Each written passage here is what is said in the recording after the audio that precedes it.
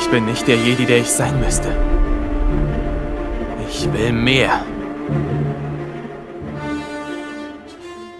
Schön, dass ihr wieder da seid. Heute habe ich den nicht den Anyflex, den Skinnyflex. Da draußen gibt es so viele Varianten und tausende Namen, ich vertue mich da immer mal wieder. Nein, hier haben wir den Skinnyflex von 89 Sabers.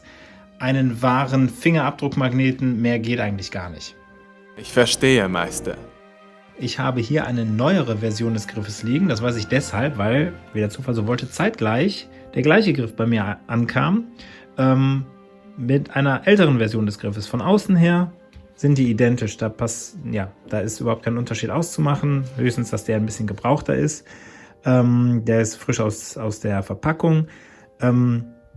Der Unterschied ist wir haben ein paar innere Geometrien, die leicht anders sind, aber nichts Wildes. Das Chassis ist nicht ganz das gleiche, aber im Groben kann ich schon den gleichen Aufbau benutzen. Das Schöne aber an der neueren Version ist, dass es hier eine Lösung für den AUX-Button gibt. Ich muss mir hier nicht selber aus dem Kopf drücken, um das zu installieren, also ein Chassis praktisch für die Kontrollbox designen. Die Lösung ist da, muss nur installiert werden und fertig. Verlöten, zack, und das Ding läuft. Hier, weil der gebraucht war, gab es auch schon eine Lösung, aber die Lösung ist selbst ausgedacht. Auch eine gute Lösung, das funktioniert wunderbar. Aber theoretisch hätte ich die Version bekommen, nur als leeren Griff hätte ich mir das selbst ausdenken müssen. Aber ja, diesmal nicht, Gott sei Dank. Bei dem Griff ging es darum, warum habe ich den? Den habe ich leer bekommen, den habe ich installiert bekommen. Hier war ein fest verbautes Chassis mit einem fest verbauten Akku und einem Profi 1.5. Und das ganze System funktionierte nicht mehr so richtig. Ich habe es mir dann angesehen. Der Emitter vorne, der war irgendwie locker drin, sodass die Klinge einen Kurzschluss verursacht hat. Das Board hat nicht mehr funktioniert. Am Rechner wurde es noch erkannt, aber der Saft vom Akku ist nicht mehr angekommen, beziehungsweise wurde nicht mehr umgewandelt, also in die vernünftige Spannung. Genau, das habe ich auch noch hier liegen, also das habe ich abgelötet. Das ist ein kleines altes Schätzchen. Wir sind ja mittlerweile bei 3.9. 2.2 ist jetzt hier verbaut, ein CFX ist hier verbaut. Und hier auch nochmal der Akku, der hier verlötet wurde. Das war kein richtig verdrahteter, der wurde verdrahtet im Nachhinein. Also hier wurde ein Kabel angelötet, auch recht wild. Also ich möchte eigentlich nicht an Akku löten müssen, damit 300 bis 400 Grad dran. Und dann wurde hier, weil man hier nicht so leicht dran löten kann, weil das hier Edelmetall, keine Ahnung welche Sorte das ist, ich habe es nämlich mal versucht, wurde hier ein Loch durchgebohrt, ein Draht drum gewickelt und dann das Lötzinn befestigt. Denn hierfür, um eine Verbindung eingehen zu können, braucht man spezielles Flussmittel. Das hatte man hier nicht, deswegen bohrt man da durch. Auch eine wilde Geschichte. Der ist jedenfalls nicht mehr zu gebrauchen. Der kommt weg in den Müll. Der ist jetzt auch fertig installiert. Im Grunde hier bei beiden die gleiche Lösung. Wir gucken jetzt einfach mal rein, was das Chassis angeht. Die Boards sind nur unterschiedlich. Wie gesagt, hier ist das CFX. Ich habe hier meinen Kill Switch. So, der war an. Jetzt ist er wieder an. Ein 28 mm Speaker. Ein sehr schön herausnehmbarer Akku.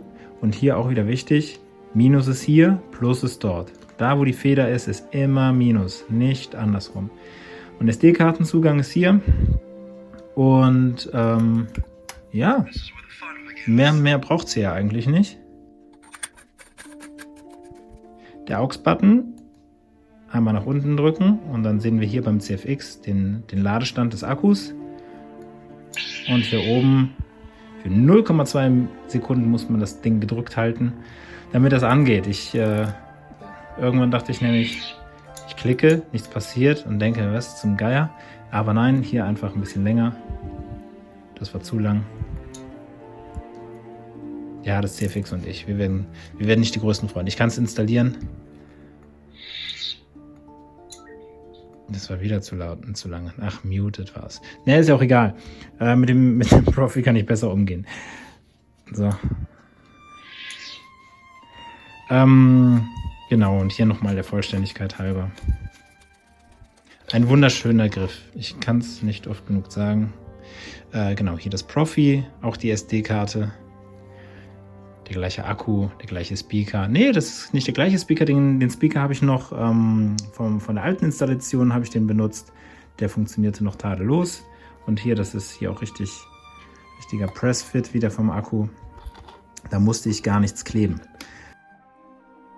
So, die Klinge ist montiert, aber bevor ich jetzt den Griff aktiviere, wollte ich noch gesagt haben, dass es hier zwei verschiedene Endstücke gibt. Einmal ein tonundurchlässiges Endstück und einmal ein tondurchlässiges Endstück.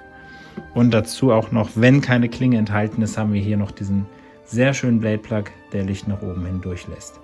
So. Die Klinge sitzt hier, also das ist eine KR Tube, keine KR Klinge, das ist, ich mache hier meine eigenen. Der Sitz ist hier sehr gut. Mit der Schraube ziehe ich das Ganze an. Und jetzt prüfen wir das CFX.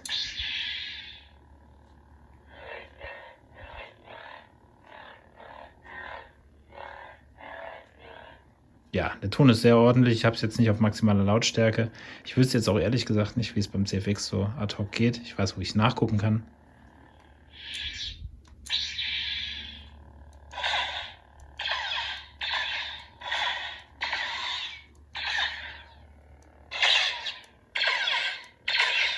Manchmal frage ich mich, was aus dem Orden der Jedi geworden ist. Für mich verdient der Griff 8 bis 9 Punkte, was den Ton angeht. Also der ist wirklich sehr ordentlich. Was noch zu erwähnen wäre, dass um den Power-Knopf oder den Power-Button zu installieren, wird ein Helper-Board mitgeschickt. Das lötet man ungefähr hier an, hat dann am Ende einen kleinen Taster drauf gelötet und um diesen halt zu aktivieren, muss man den Knopf drücken.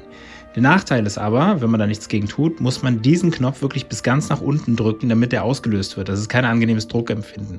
Das kann man aber leicht fixen, indem man einfach auf die Unterseite dieses Knopfes ein paar Magnete klebt. Hauptsache zylindrisch, die nirgendwo anecken. Also das kann natürlich auch Plastik sein. Ich habe Magnete benutzt, die halten ganz gut. Aber hier hätte 8-9 wirklich eine komplettere Lösung anbieten können.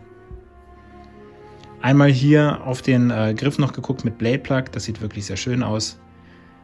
Ja, ein überragend schöner Griff, wie ich finde, vor allem für Leute, die verkrummte Griffe mögen. Da gibt es echt keinen Weg dran vorbei. Falls ihr noch Fragen zum Griff habt oder andere Anmerkungen habt, schreibt sie bitte unten rein. Lasst gerne ein Like da oder ein Abo und wir sehen uns dann hoffentlich im nächsten Video. Bis dahin, ciao. Ich hasse euch!